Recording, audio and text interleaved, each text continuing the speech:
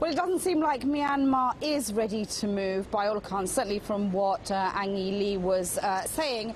Just to continue on from some of the comments that you've just made about her condemnation of Myanmar's ongoing actions against not just the Rohingya but other minority groups, she said that it was in violation of international law, as you said, not a democracy, and that its campaign of violence continues. But what was interesting was that she didn't, although her condemnation of Myanmar was very strong, she didn't actually limit herself just to the Myanmar government. She said that there are threats inside Myanmar coming from armed groups, and she mentioned ARSA, which is one of the groups that was named, a Rohingya group that was named at the time when the mass exodus started back in August 2017, and it's generally believed that they were they're a group of armed militants, Rohingya militants, who had stormed some military outposts, and that caused the onset of the exodus. So there was some recognition of that, but of course, as you say, much of her damning words were towards the Myanmar authorities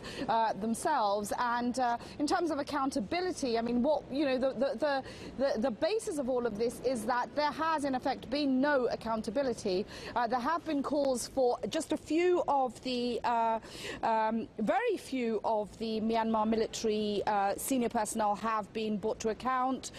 By no means as many as should be, according to the UN and the international community.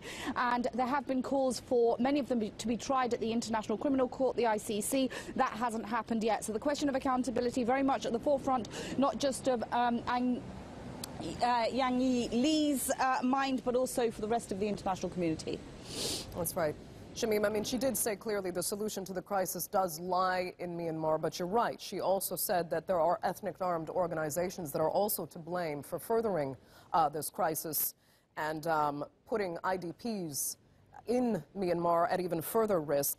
And she also said that the international community has to bear some of the responsibility here for failing the victims now of the Rohingya crisis. She says there are not enough support systems in place to support the hundreds of thousands of victims. Help us understand what she thinks the international community can do, needs to do, in order to support the hundreds of thousands of Rohingyas that are languishing both in Bangladesh and that are still in Myanmar under threat.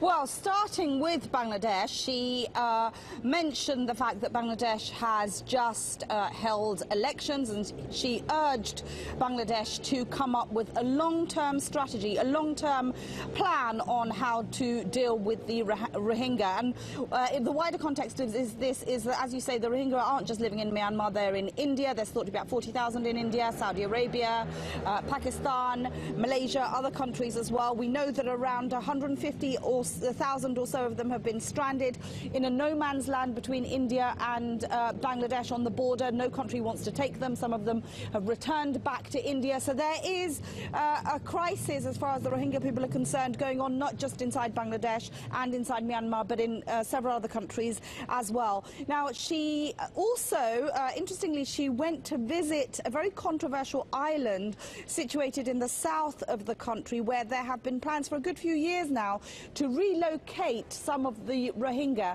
Now, this is an island that it takes an hour to go by boat. It's very vulnerable. It's prone to cyclones and flooding, and thousands of Bangladeshis, local Bangladeshis who live in the island, have died so far. So it's of great concern to Ms. Lee that many of these Rohingya will maybe relocated there. And she says that if that is the case, then it has to be voluntary. She went by helicopter and she carried out an inspection of the facilities there. But she did, talk quite a lot about this island in the press conference that she's given.